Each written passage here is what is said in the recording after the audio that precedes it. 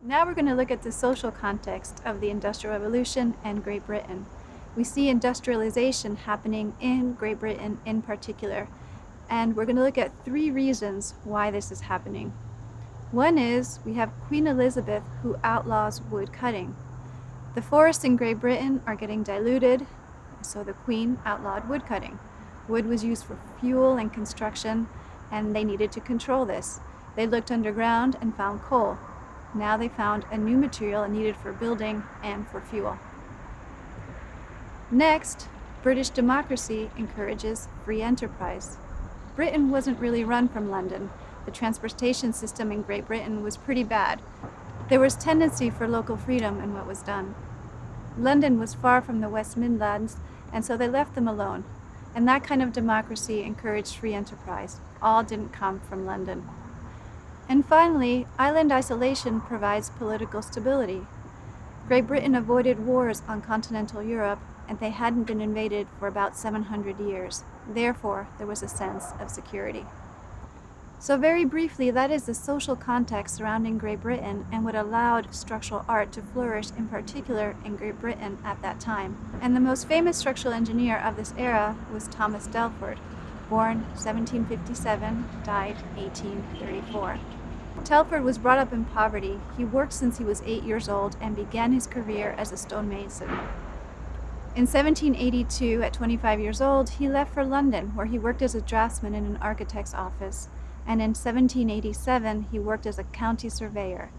He designed his first bridge, a 3-stone arch span, completed in 1792, and at that time he began to become recognized. In 1795, there was a big flood over the Severn River, where the iron bridge is. This flood took out all bridges except for the iron bridge. The stone bridges essentially acted as dams, the water pushed them over, and the wood bridges were lifted up by the water. The iron bridge was light enough so that water could go through it, and it was anchored down.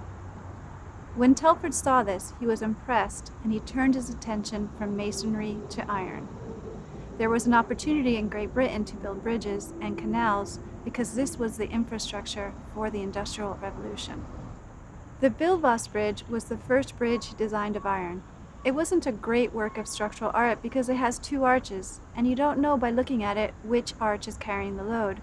So this is what we call an ambiguous form, meaning there is ambiguity in the way that we see the bridge because we don't understand how the loads are being carried. It was copied after wood arches, so it's essentially half engineered, half craftsman design, and it's also built over the Severn River. If we look at Thomas Telford's early works, we're going to study 3 of them in this lecture. One is the Bilvaas Bridge, a 130-foot arch that I just spoke about, completed in 1795. Next, we're going to look at the Pont Casilta Aqueduct, which has short span arches completed in 1805. And finally, the Bonar, at a 150-foot arch completed in 1810. To be clear, Telford wasn't the only one building iron bridges at this time, nor were they the longest spanning ones. Telford's only bridge design rival, John Rennie, designed iron bridges on the order of 200 feet, for example. But as David Billington writes in The Tower and the Bridge, quote, "What set Telford apart is his distinct personal style. His iron arches are more visually attractive, and they are also technically superior. A compilation of cast iron bridges built between 1779 and 1871 lists the bridges in order of their technical quality. Of the top 9 listed, 8 are Telford's. Of those 8, 5 are still standing today."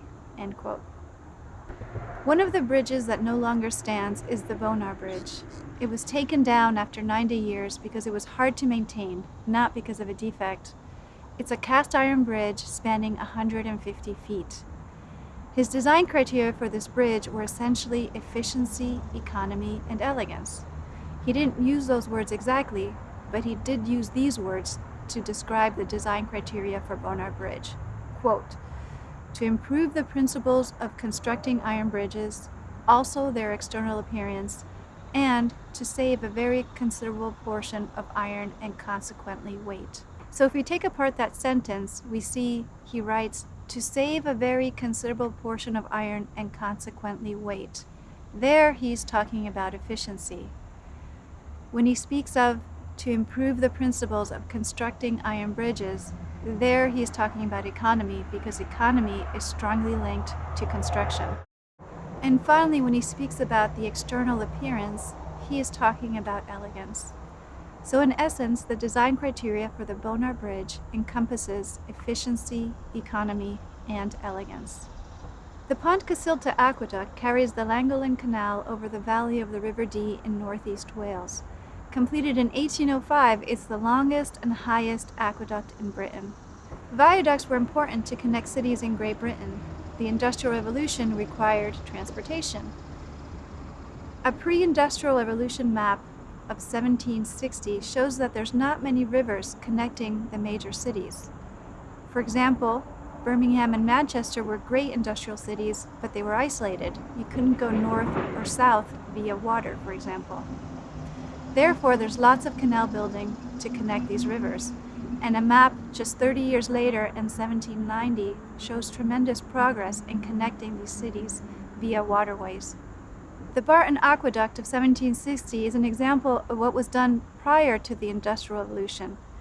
Everything has wind, human, and animal power. For example, you see the boat being pulled by horses. The Barton is an arch form, a pre-Industrial Revolution stone bridge with Roman form. In contrast with the Barton Aqueduct, the Pont Cysyllta Aqueduct is iron, and it's much higher. The columns are also hollow, so Telford is beginning to think about minimum materials, efficiency.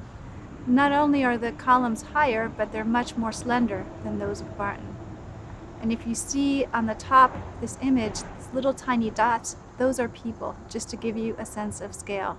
This bridge is very tall and very large.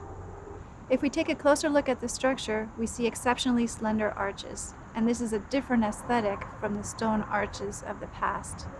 In the front there's a weathering plate, but the actual structure are the verticals and the arches. In 1799, there's a huge competition for a London bridge across the Thames River, and Telford proposes a single 600-foot span to allow shipping to pass beneath unobstructed. This is way beyond what had been done before in any material. Nothing of the span had been done, not even close. Telford's design impressed the committee the most, so the competition committee consulted many iron users, including university professors, to see if such a design was even feasible. Although the consensus was that the design could be built, Parliament never acted upon it, and it was never built. I have a question for you. How do you critique bridges? How do you measure the success or failure of a bridge?